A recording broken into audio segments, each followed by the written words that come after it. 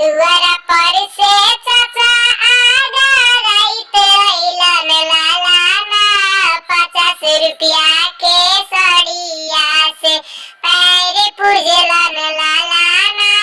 50 रुपया के सड़िया से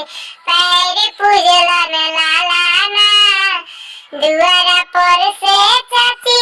आगा राइत अइली लालाना 50 रुपया के सड़िया से पैर पूजलन लालाना 50 रुपया के सड़िया से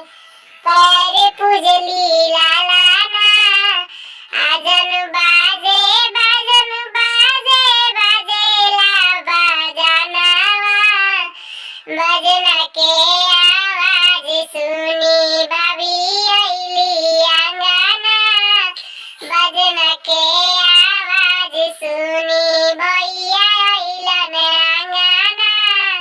बजना के